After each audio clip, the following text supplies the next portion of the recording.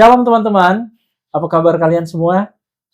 Kami harap tentunya teman-teman di rumah yang menyaksikan atau menonton channel kami ini baik-baik saja, sehat-sehat, dan tentunya diberkati di dalam Tuhan. Amin. Selamat datang kembali di channel kami Akar. Tentunya di sini kita membahas tentang iman kekristenan Betul. berdasarkan paradosis Paradosis apostolik. Ya.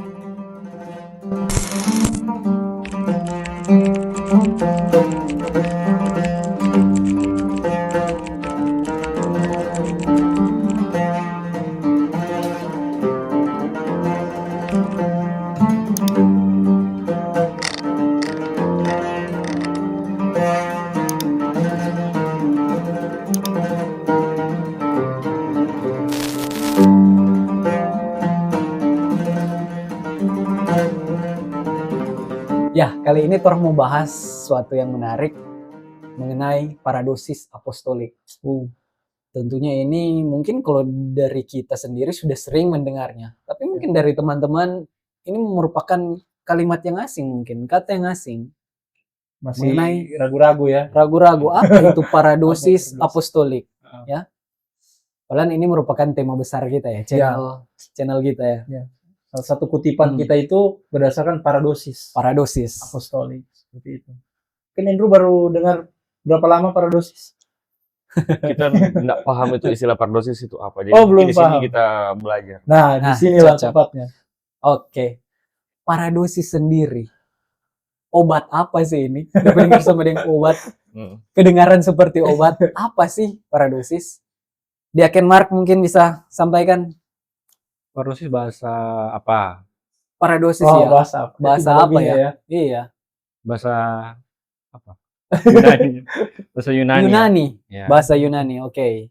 Itu sebenarnya di 2 Tesalonika 2 ayat 15. Ya. 2 Tesalonika 2 ayat 15. Oh, ini kita harus baca. Dan sebenarnya ada banyak sih di Alkitab. Kalau baca ayat Alkitab banyak ayatnya tentang paradosis. 15. Iya.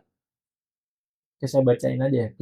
2 Tesalonika 2 ayat 15. Sebab itu, berdirilah teguh dan berpeganglah pada ajaran-ajaran yang kamu terima dari kami, baik secara lisan maupun secara tertulis. Ajaran-ajaran yang kamu terima dari kami, baik secara lisan maupun secara tertulis.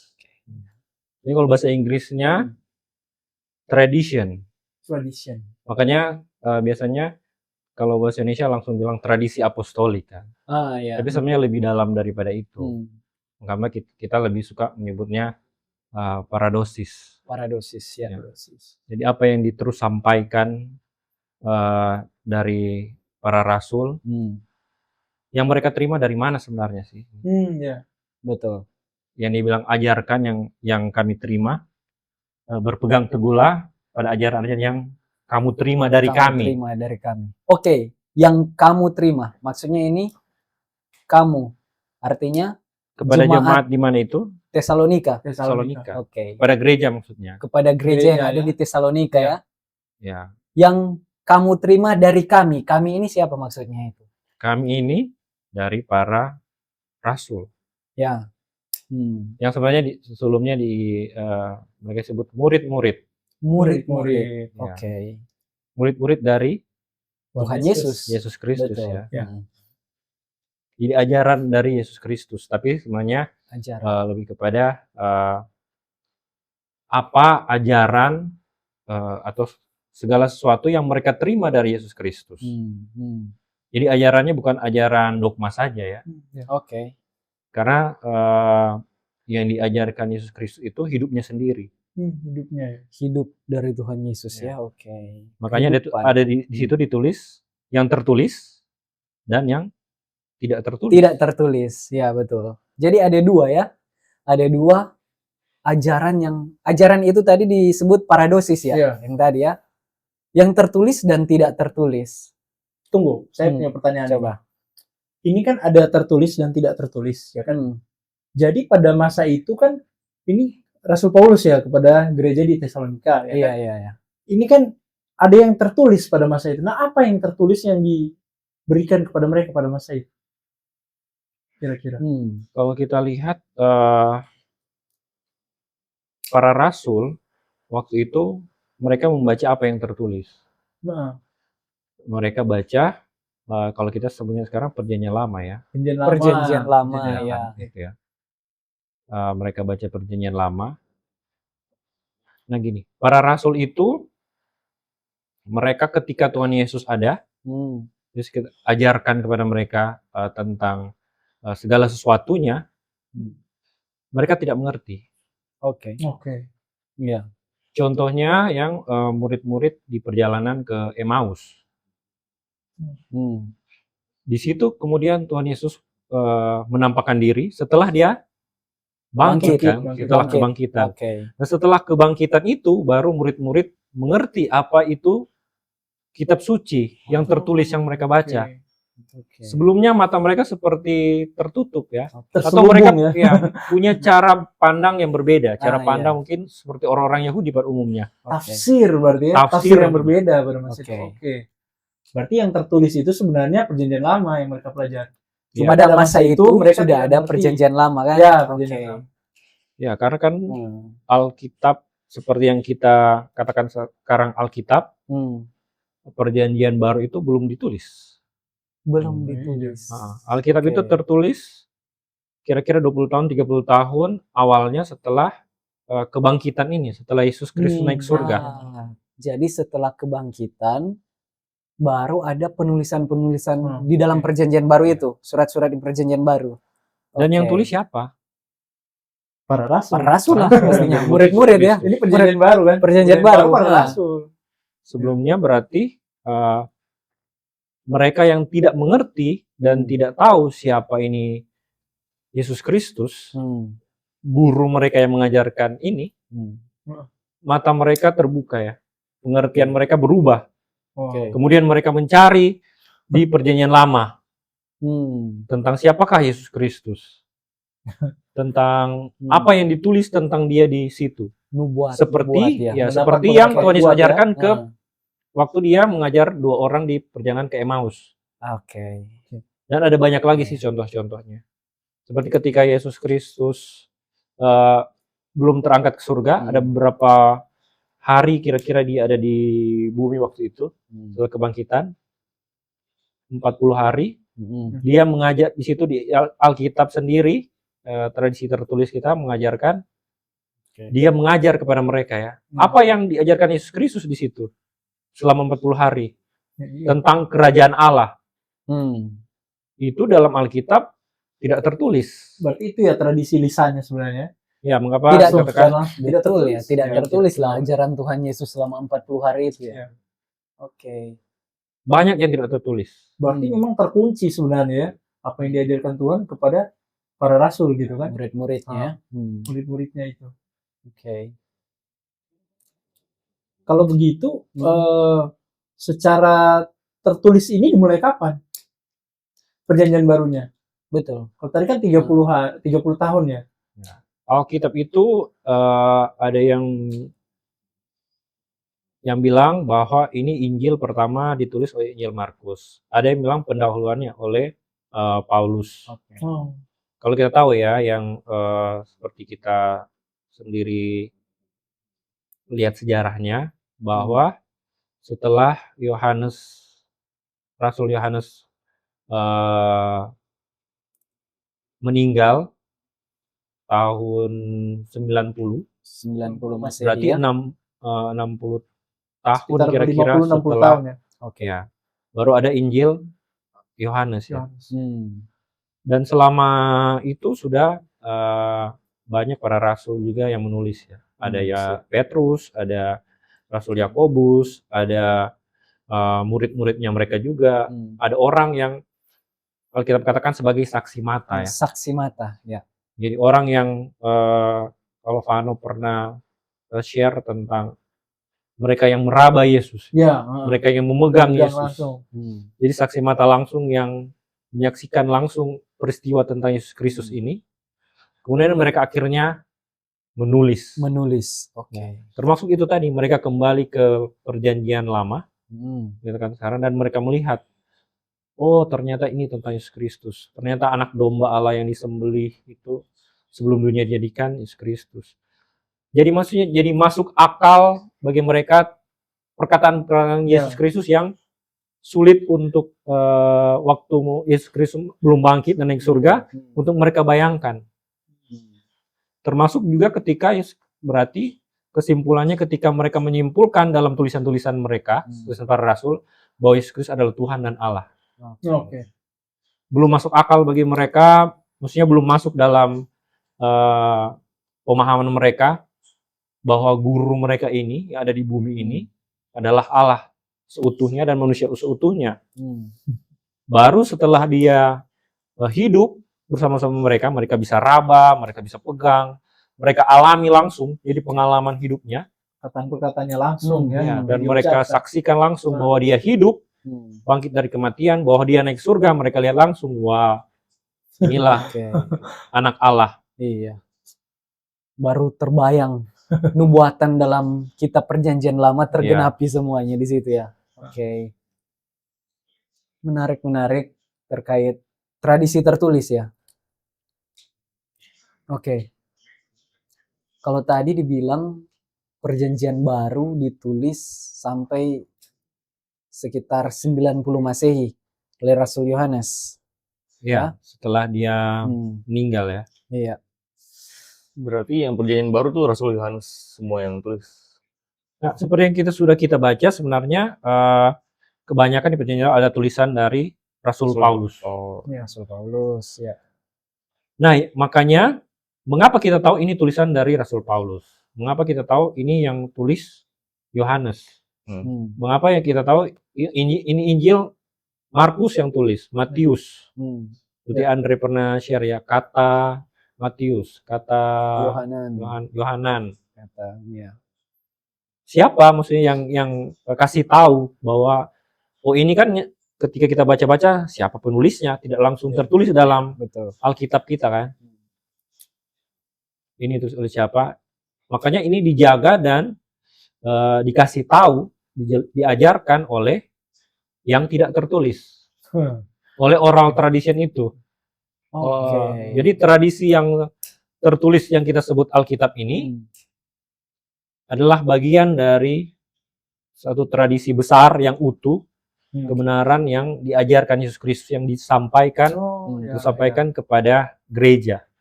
Jadi makanya gereja bisa menerangkan, oh ini loh, ini buku siapa yang tulis, ini kitab siapa yang tulis, ini Matius, ini Markus. Walaupun dia tidak tertulis langsung secara teks, tapi yang tahu siapa? Markus, Matius, gereja. Ya, gereja yang tahu ya. Ya. Jadi gereja tahunya dari mana? Dari bapak-bapak gereja. Bapak gereja tahu dari mana? Dari guru-gurunya mereka, dari murid-murid para rasul. Murid-murid para rasul tahunya memang dari para rasul. Rasul-rasul tahunya dari mana? Dari Yesus Kristus. Makanya kita menyebutnya paradosis ya. Ada mata rantai yang tidak putus ya. Diwariskan. Yang diwariskan. Jadi ini warisan gereja ya. Jadi gereja mewariskan kepada kita Alkitab dan bagaimana Alkitab itu ada dan bagaimana menerangkan, mentafsir Alkitab itu sendiri. Dan segala sesuatunya. Makanya katakan bahwa Roh Kudus akan mengajarkan segala sesuatu. Ya. Yohanes itu ya, Injil Yohanes. Jadi kita puji Tuhan punya Alkitab, tradisi yang tertulis, dan punya Roh Kudus yang mengajarkan segala sesuatu, mengajarkan bagaimana ibadah, dan mengajarkan apa yang tidak tertulis yang banyak itu. Kalau kita bacakan di Alkitab mengatakan seperti misalnya di Yohanes tidak akan muat ya apa yang dilakukan Yesus Kristus. Terlalu banyak. Nggak bisa dimuat. Ya, walaupun banyak saksi-saksinya, walaupun ada tulisan-tulisannya, tetapi selain itu apa? Yang banyak ini yang tidak muat itu Tuhan kasih ke gereja. Gereja Yesus Kristus. Makanya kita percaya ayat itu yang bilang Allah mau tidak akan menguasai gereja ya.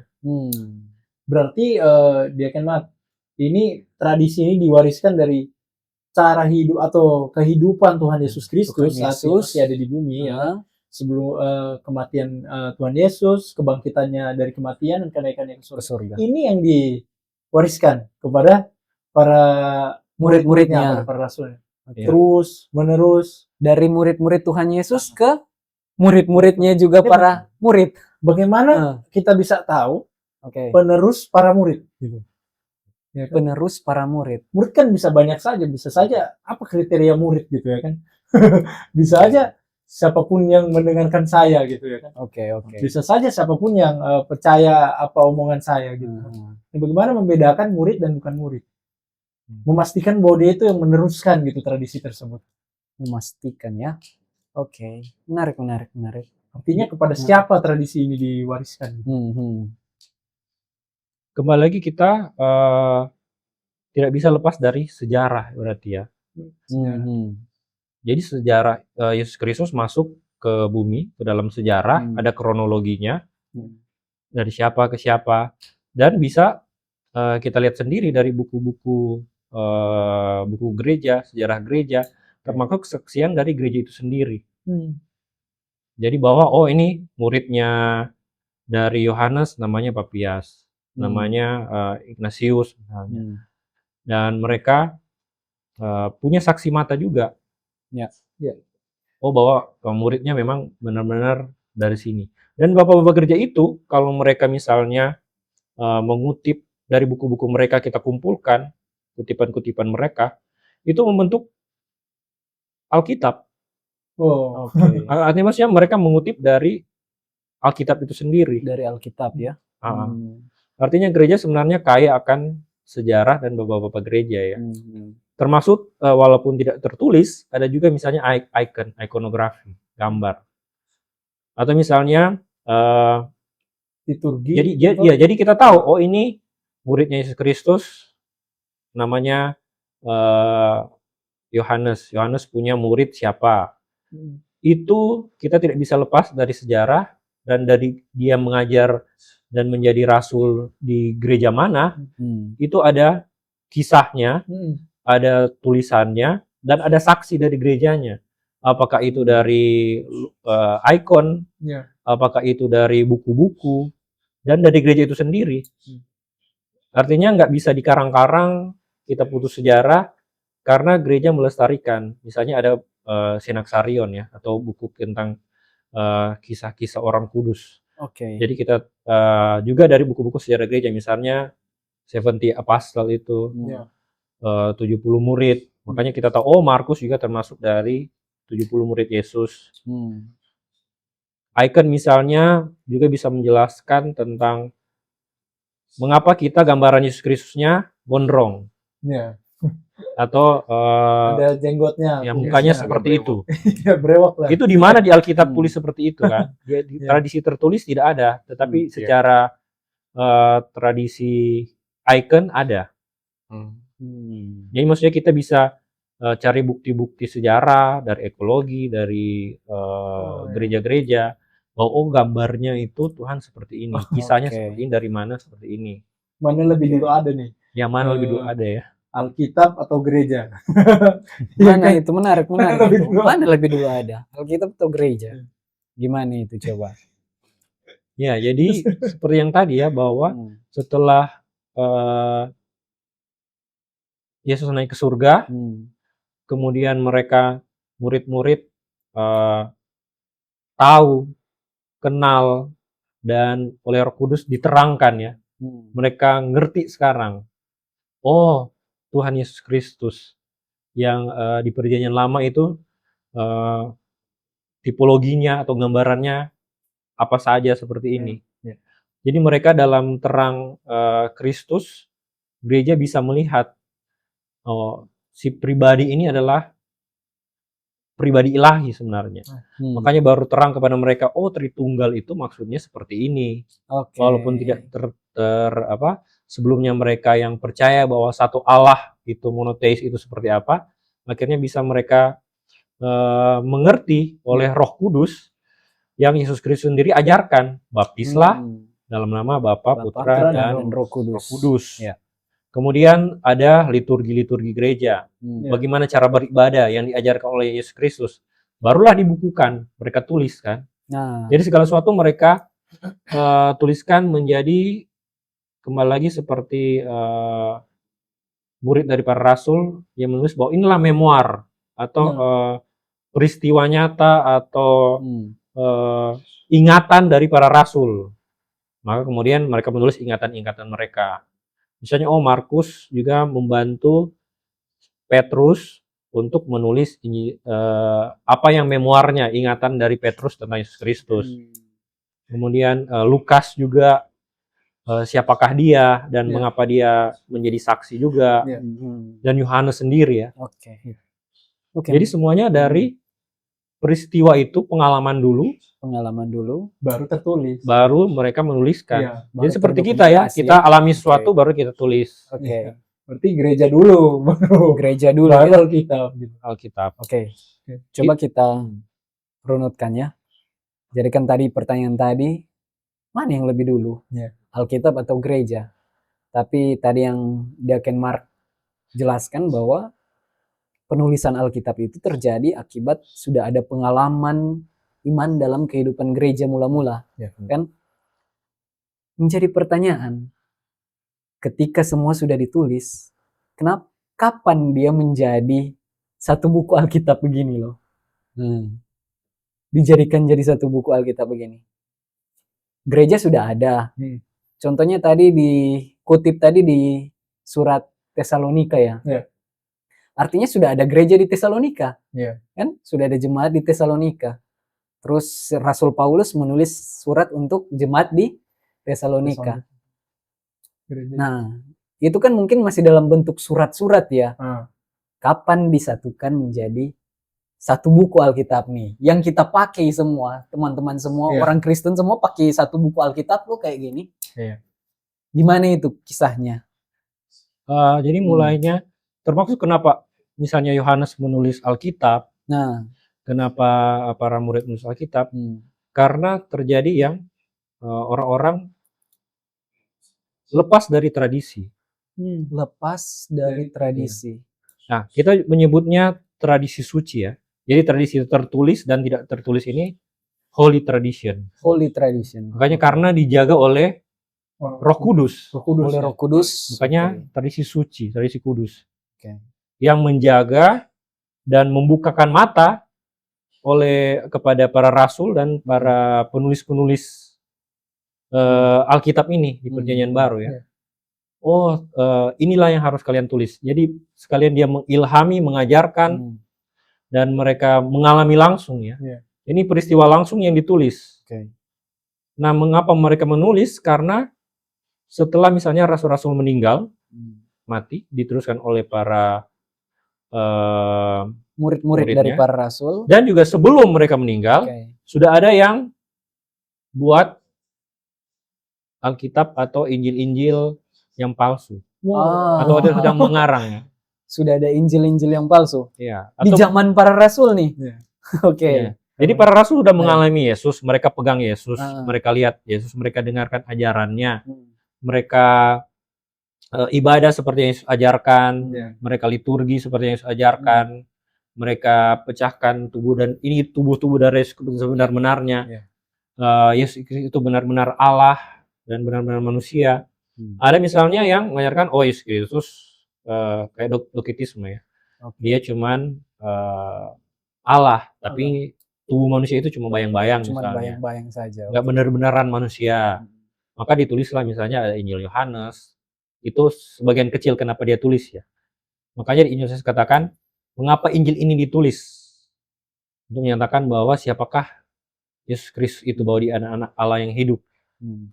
Jadi gereja menulis Alkitab juga, menulis Perjanjian Baru untuk salah satunya ya, memang salah satu. Ada banyak kenapa Injil akhirnya ditulis, kenapa Kisah Para Rasul ditulis, kenapa Alkitab menjadi kanon seperti itu, karena ada ajaran-ajaran yang bidat ya, yang sesat. Ajaran-ajaran sesat, ajaran-ajaran untuk meluruskan sebenarnya, untuk meluruskan ajaran Kristen. Iya, jadi ada yang tidak lurus ya. Tidak lurus. Jadi tradisi ini seperti yang Farno pernah Iya. podcast kalau nggak salah atau kita bisa lihat menjadi pembatas, pagar pembatas ya. Tradisi apostolik. Jadi tradisi ini termasuk menjadi ini yang diajarkan oleh Yesus Kristus. Iya. Ini yang diajarkan oleh para rasul. Ini yang bukan, ini yang tidak. Yesus Kristus yang diajarkan dan disaksikan oleh saksi mata sendiri, yang diterangi oleh Roh Kudus itu yang seperti ini, bukan yang seperti itu. Wah. Ini tulisan-tulisan dari para rasul, ini tulisan dari Markus, ini tulisan yang dikasih wariskan ke gereja. Yang ini bukan gitu. Jadi sebenarnya gereja sendiri dan oleh Roh Kudus yang menjaga supaya perjanjian baru, supaya Alkitab yang kita lihat sekarang itu ada.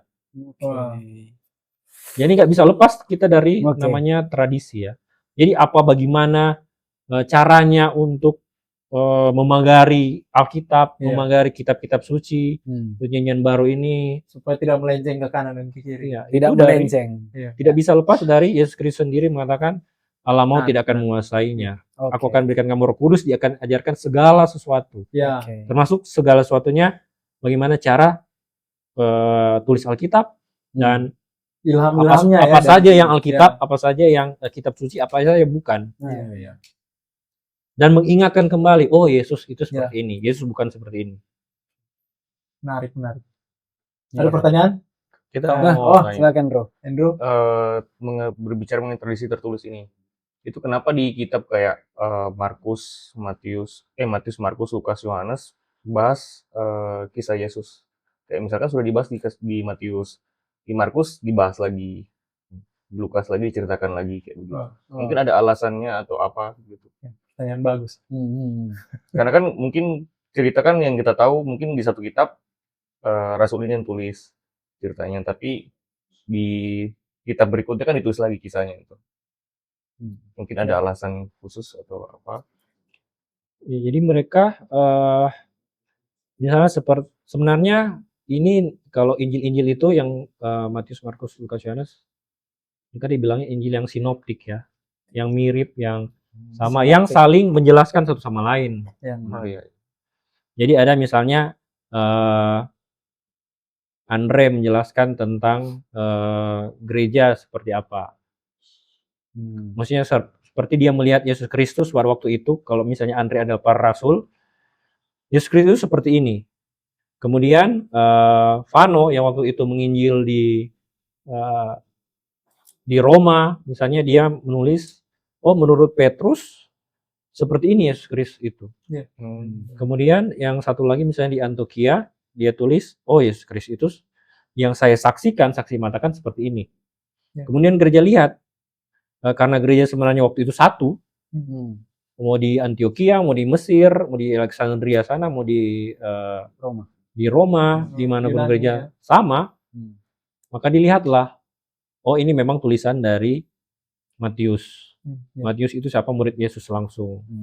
Ini Matius dari Markus, dia suka tulis dan saudaranya dari Petrus juga. Jadi Injil yang dapat dipercaya begitu. Dan mereka memang Lukas juga. Siapakah dia? Dia dokter, dia juga yang menemani Paulus misalnya. Jadi tidak lepas dari para rasul dan bisa disaksikan langsung. Mereka menyaksikan langsung apa yang Yesus ajarkan, apa yang Yesus perbuat, dan ketika dibaca dan disandingkan, oh ini Injil yang sinoptik ya, yang satu sama lain mirip. Dan ada Yohanes misalnya menulis juga tentang Injil. Jadi seperti tadi, maksud mereka menulis Injil kepada siapa juga. Misalnya Matius kepada misalnya Roma, atau Markus kepada orang-orang Yahudi, seperti itu ya. Atau Lukas kepada siapa. Jadi termasuk mereka menginjil kemana juga dan kepada siapa juga ya. Tapi ketika disejajarkan, disandingkan, oh ini saling menjelaskan. Misalnya, saling melengkapi. Iya. Makanya dituliskan oleh Yohanes dan yang lain di akhir-akhir tulisannya, apa yang diperbuat Yesus, mujizat-mujizatnya, segala sesuatunya nggak muat dalam buku yang tertulis. Makanya mengapa ada yang tidak tertulis. Oh. yang dijaga oleh gereja.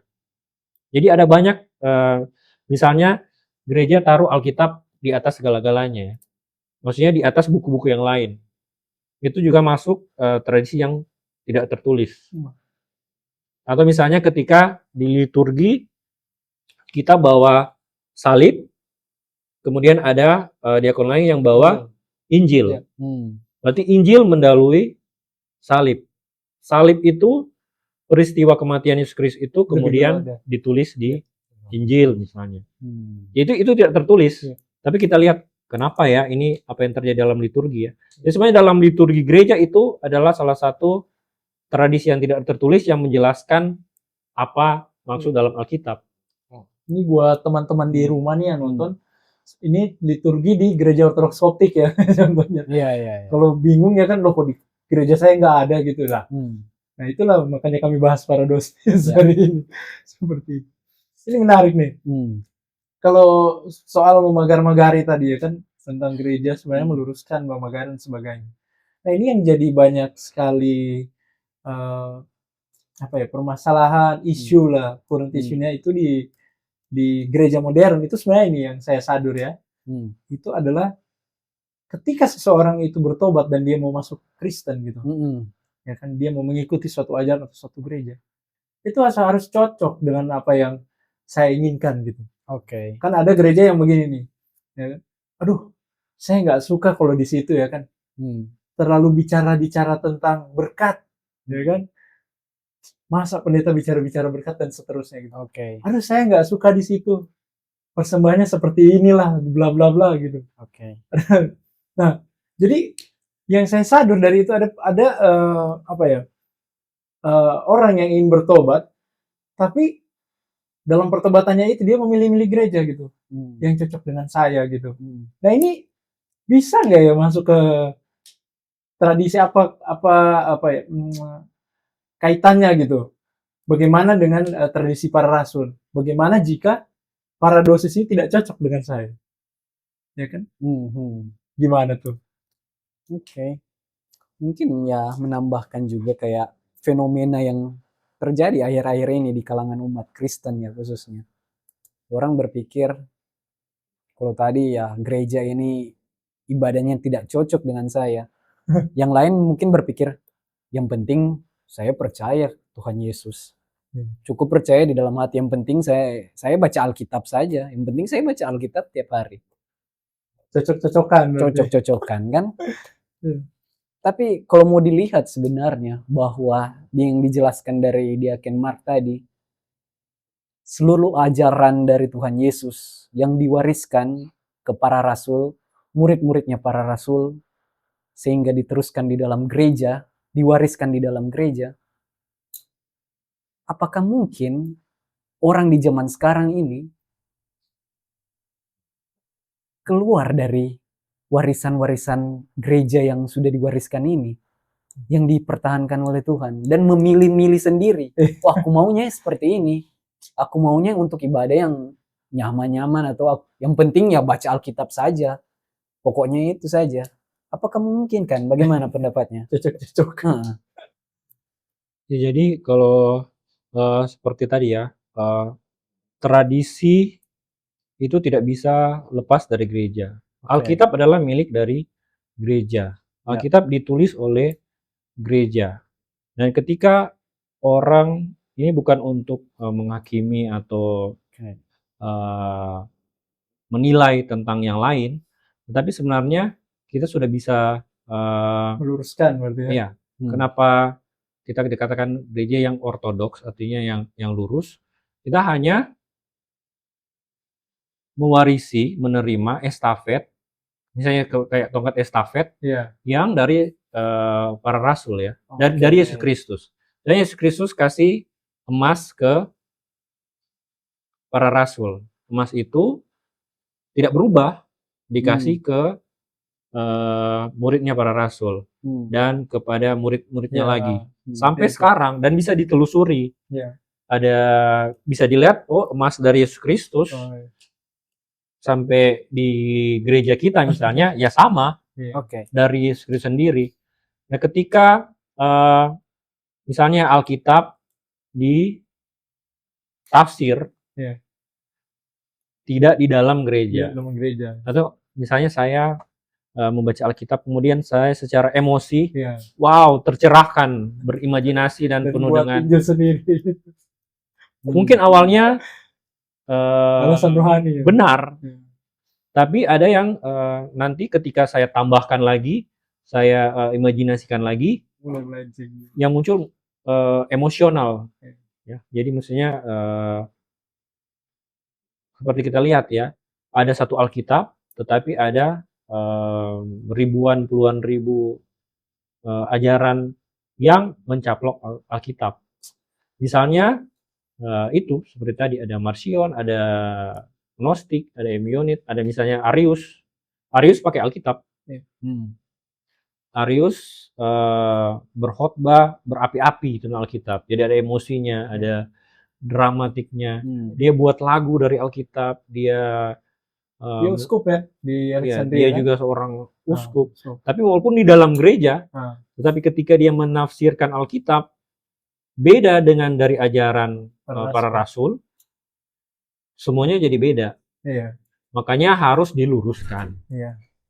Bukan masalah Ariusnya, tetapi ini juga buat orang-orang yang lain ikut berdampak ya, ikut mengikuti. Atau kemarin seperti misalnya tentang Bunda Maria, apakah Bunda Allah atau hanya pemakaian istilah Bunda Kristus yang mengecilkan arti sebenarnya. Jadi kita harus kembali, gereja mengajarkan kembali kepada originalitas, kepada keaslian dari Alkitab, maknanya Alkitab itu seperti apa, sejarahnya seperti apa, di dalam liturgi itu bagaimana bacanya, yang tidak tertulis. Tidak tertulis. Karena ketika kita hanya baca yang tertulis, kemudian ini loh Alkitab. Rasul-rasul tidak bilang, ini Alkitab, kamu tafsir sendiri. Tidak. Nggak ada begitu-begitu ya. Jadi ini Alkitab, kamu tafsir dengan panduan Roh Kudus dari bapak-bapak gereja, dari para rasul. Mas yang sama yang dikasih oleh Yesus Kristus sendiri. Dan dengan penjelasan dari gereja sendiri. Jadi mas itu tidak pernah keluar dari gereja. Tidak pernah diartikan yang berbeda. Alkitab itu arti dari sebenar-benarnya dari Alkitab, kebenaran yang Roh Kudus ajarkan segala sesuatu itu ada dalam gereja. Tidak pernah keluar dari gereja. Ketika keluar dari gereja artinya jadi beda. Ya orang mau, saya mau artikan seperti ini, saya mau seperti ini, sesuai dengan pikiran saya. Jadi tidak pernah ada bapak gereja mengatakan Alkitab di bawah saya, tapi selalu kita kalau baca Injil selalu di atas kepala ya. Jadi kita tunduk kepada otoritas Alkitab, bukan yang diajarkan di dalam gereja. Berarti di Aken Mark ini kenapa adanya paradosis ini sebenarnya untuk meluruskan ya, berarti meluruskan ajaran dari ajaran-ajaran yang kita pilih-pilih sendiri sebenarnya. Pilih-pilih sendiri. Berarti sebenarnya suka tidak suka, ya itu kebenarannya. Ya, betul. Mau tidak mau. Kita coba melihat tadi kata-kata ajaran yang kita pilih-pilih sendiri. Padahal kalau melihat dalam bahasa aslinya, heresi dalam bahasa Yunani, heresi itu artinya memilih. Memilih. Artinya yang disebutkan heresi itu orang yang memilah-milah ajaran. Hanya memilih ini, mungkin dia hanya memilih, aku pilih tradisi tertulis saja. Tradisi yang tidak tertulis, tidak usahlah. Lewat saja. Bisa nggak kita ambil yang dia saja gitu? Kita ambil. Soalnya hari Minggu saya harus bekerja, Pak. Gitu. Susah masuk gereja. Jadi ingat, yang namanya heresi itu memilih. Jadi hati-hati orang yang suka-suka memilih, gitu dia. Mas heresi artinya apa? Hendrik memilih-milih. Gitu. Karena untuk ajaran seutuhnya kan itu Tuhan Yesus sudah berikan kepada rasul-rasulnya. Dan itu diteruskan, diwariskan ke gereja kan. Nah, apabila ada orang yang cuman suka memilih-milih saja, lagi-lagi dicatat namanya apa? Heresi. Mungkin seperti itu. Oke, kalau contoh konkretnya, gereja Ortodoks Koptik itu sendiri dari mana sih asalnya? Kan tadi dibilang ajarannya itu, paradosisnya itu diwariskan. Nah, kalau gereja Koptik sendiri itu dari mana? Diwariskan dari siapa?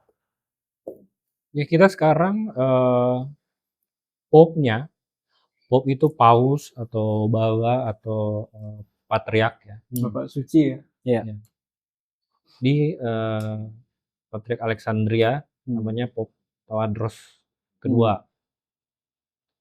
Dia ada mata rantai apostoliknya. Mata rantai apostolik. Artinya siapa yang mentabiskan dia untuk meneruskan. Nah, Jadi sebelumnya ada Pop Sinoda ya.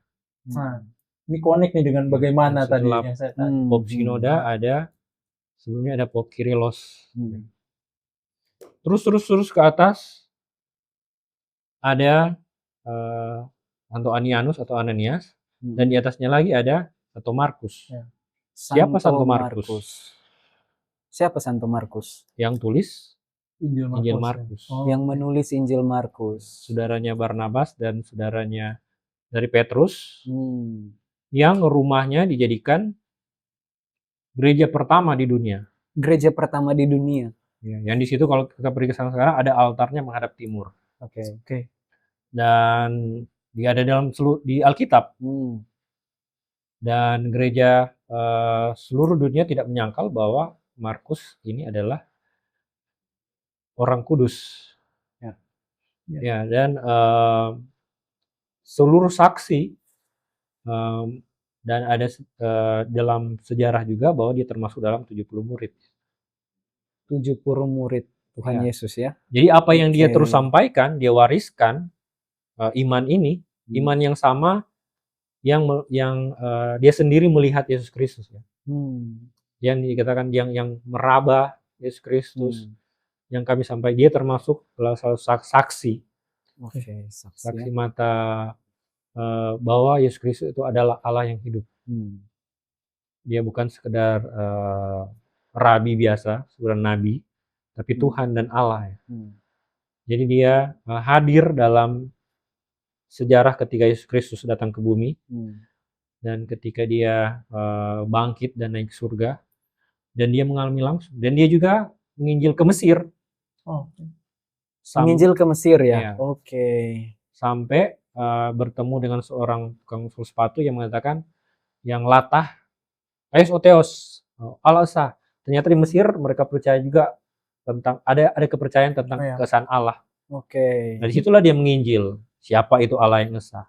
Allah Tritunggal itu seperti apa? Ini pernah kita bahas di Yesus podcast Kristus sebelumnya. itu siapakah Yesus Kristus? Nah oleh Roh Kudus akhirnya dibaptis. Orang Jadi ini. paus pertama. Dan dia jadi paus pertama. Paus pertama di Mesir dan ya. gereja di Mesir sekarang diteruskan sampai ribuan tahun walaupun tetap dianiaya, tapi tetap ada. Tetap ada ya. Jadi tetap ada. Apa yang diajarkan oleh tradisi tertulis bahwa Yesus Kristus menjaga gerejanya, Allah mau tidak akan menguasainya, walaupun dibunuh-bunuh, martir-martir banyak, tetap Allah mau tidak menguasainya.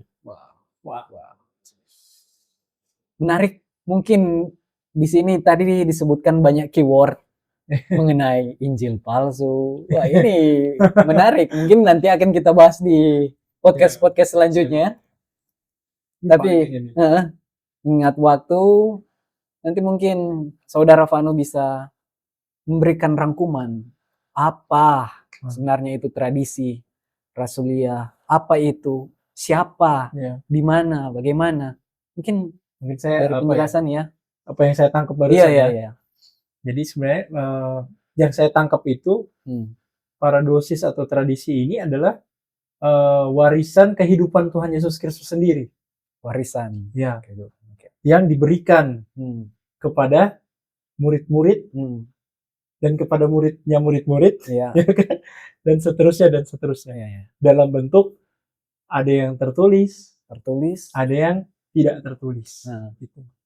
Fungsinya seperti tadi Diaken Mark sampaikan, memagari. Kenapa dipagari? Karena ya supaya untuk tadi kan kita sempat sharing-sharing juga ya kan, bahwa orang-orang zaman sekarang itu milih-milih gitu.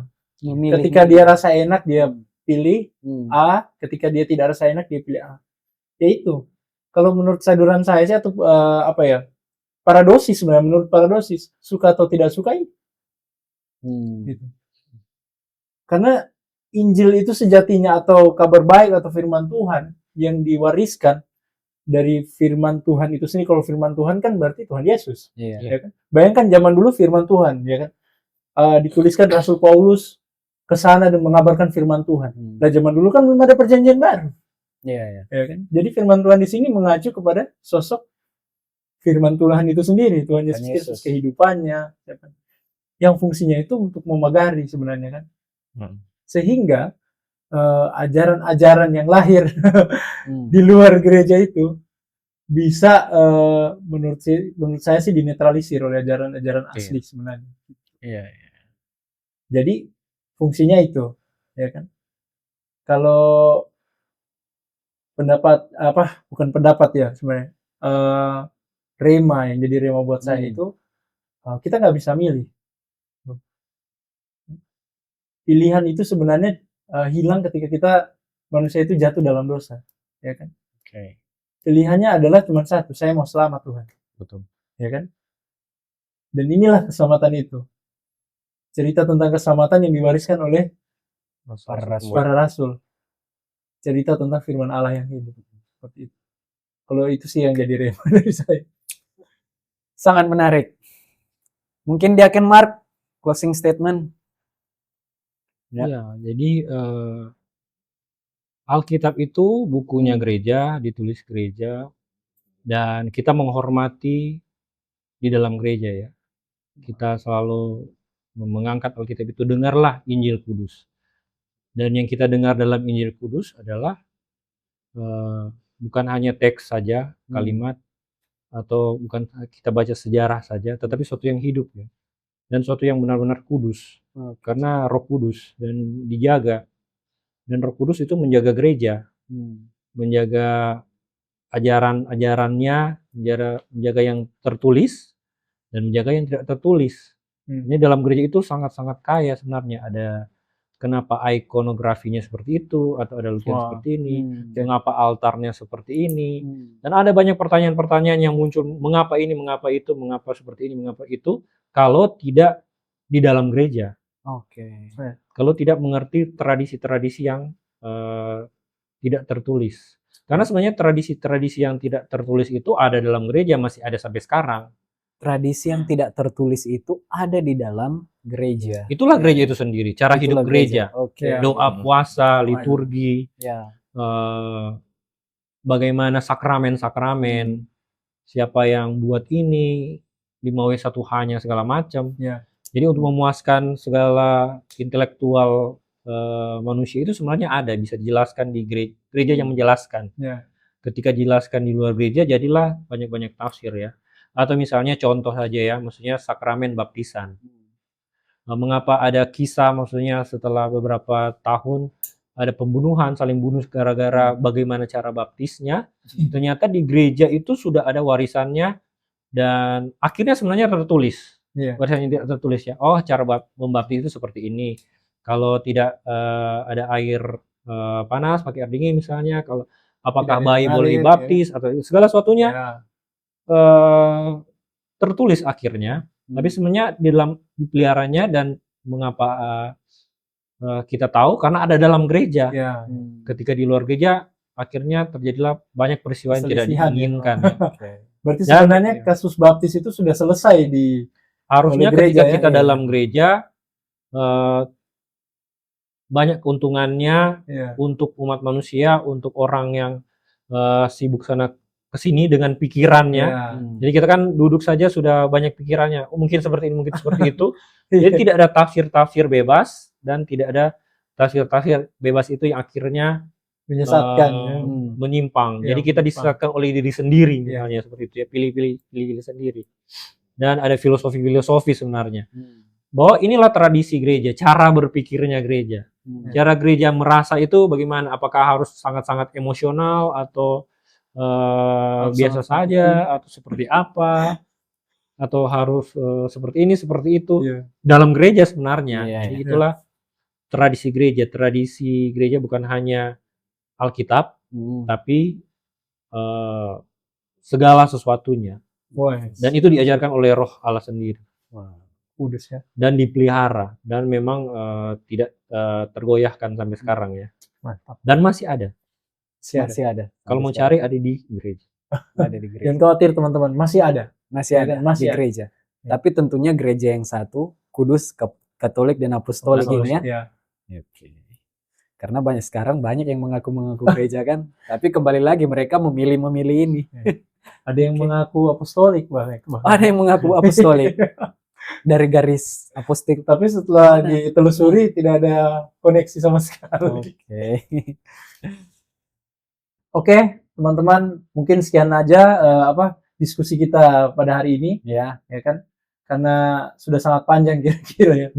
Dan tentu saja ini membuka untuk diskusi-diskusi kita selanjutnya. Iya, tadi udah banyak keyword tadi yang muncul kata-kata tadi. Boleh ditanyakan di kolom komentar. Ya, makanya kalau teman-teman punya saran atau masukan atau ingin bertanya, ya kan?